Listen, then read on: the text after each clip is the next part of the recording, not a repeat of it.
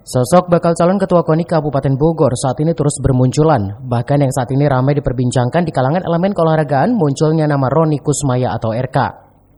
RK sendiri adalah sekum dari cabang olahraga Muay Thai. Dukungan serta dorongan untuk menjadi orang nomor 1 di KONI Kabupaten Bogor banyak diberikan cabang olahraga dan organisasi keolahragaan kepada RK.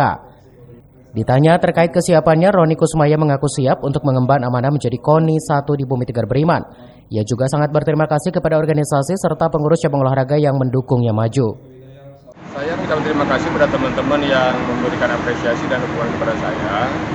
Barusan juga saya ngobrol dengan Ketua Boboksi Kabupaten Bogor selaku Sekretaris Dinas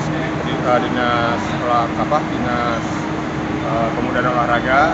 Dia menyatakan mendukung dan mendorong saya untuk maju di KONI, termasuk dengan Ketua MI juga Bank Indonesia barusan juga menyatakan dukungan ke saya. Jadi saya mengucapkan terima kasih kepada teman-teman. Saya pada prinsipnya kalau misalkan dikasih amanat saya siap untuk membantu prestasi olahraga di Kabupaten Bogor. Dari Cibinong, CV Suryadi melaporkan.